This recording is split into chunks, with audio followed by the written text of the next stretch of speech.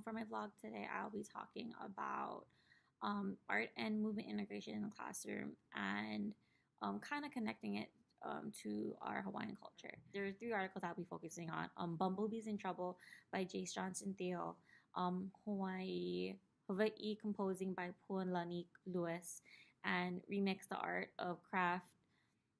and Craft of Endless Hibernization by Michael Coble and Colin Langshire. Now you're kind of probably wondering, how does all three of those connect to each other?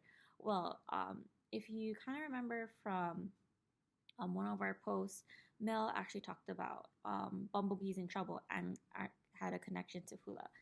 In her post, she had written down um, when the article talked about muchness influenced effect, objects, composition, and spatially. The first thing that came to mind was dancing hula. To dance hula or tell a story, you need to manifest muchness. If you're passionate in what you're learning, you'll be fully invested in learning. In learning hula, your body is always challenging itself to accomplish the right movements. If our students are invested into learning and engaged in their learning, then students will retain their knowledge. That is why many students learn more hands-on or kinesthetic way. Now, to go in more depth, muchness can be seen when students are engaged in a certain way and with moving in either big ways or in small ways. For in hula, you're moving in big ways where, again, like what Mel said, you're creating a story through your body. So the movements that you do in hula. Now, in one particular song that really and personally I love is Josh Tatofi's Pu'Kiele. Now, Josh Tatofi, according to Pualani Lewis, would be considered a mea haku, or actually a haku mele. So a mea haku is a general term for a person that does composing and uses symbolic meaning through a poetic way, or Kanaka Hawaii consciousness. So being very aware of the words that they're using to describe certain things. Now, in this case, Josh Tofi is a hakumele, where he is a composer of a song, or chant, or song, chant, or poetry. His song, Pu'Kiele, would be considered, in my, I believe, a mele o aloha aina. So a song that expresses deep affection for the land, or in this case, the Pu'Kiele flower. Now, with hula, it's in a way a form of remixing. And just to give you a little kind of background or whatsoever about it, there are various hula halaus, schools that are schools of hula, and there is a kumu hula teacher of hula, and every kumu and every halau has their own style. Every kumu hula has a different way of interpreting a song based on how they're feeling in their na'au, in their soul. Now, in the remix the art and craft of endless hibernization, remixing is defined as to take cultural artifacts and combine and manipulate them into a new kind of creative blend. We explore shifts everyday writing practices through examples of remixing and analyzing the art and craft of creating remixes to better understand these practices from an insider and outsider's perspective. Now, for Kumu Hula, they take these different songs and they listen to it over and over, and each one feels a certain way, and it feels a different way when listening to a song. So in this case, the dances that Kumuhulas create to the song is how they are hearing it, and how they are envisioning what Josh Tatofi is trying to say using their movements. Now, in hula, there are common hula movements, like this would be considered pua, the flower.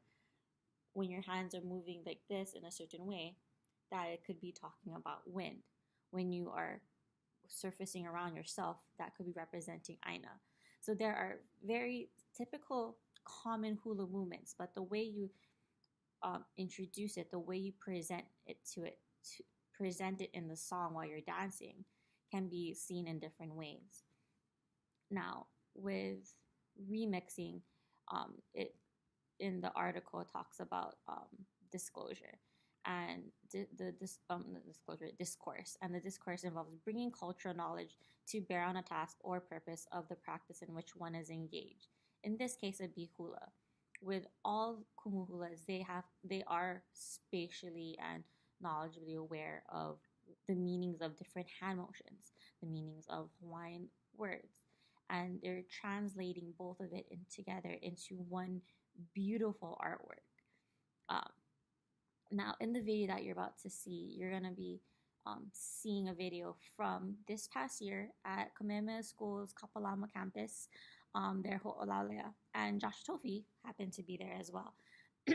And he also performed Puakiele.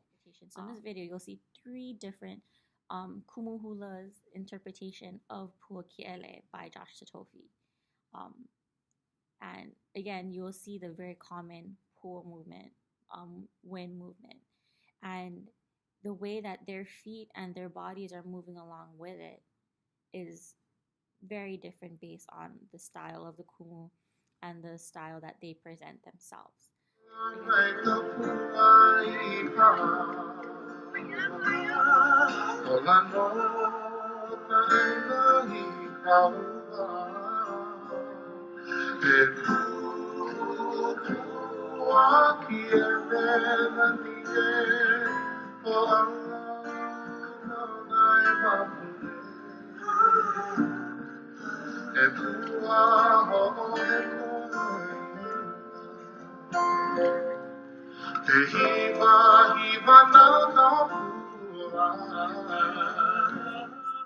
Again, all songs and how the kumu fills in their na'au, it speaks through the movement of their dance that they share with their haumana and that they teach them. And the same thing goes for teaching with our students. They're able to, like what Mel said, take the knowledge of something after being hands-on and being a kinesthetic learner, and they're able to remember this content so much more. A great example would be what I had done in my class back in this school year in November, where we were learning about the water cycle.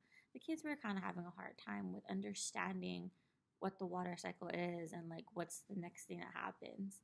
So I was able to teach my kids the water cycle song, and along with the song came with little dance movements.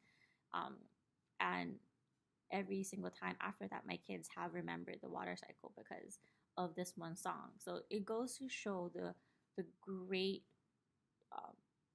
benefits of including art and movement into the classroom.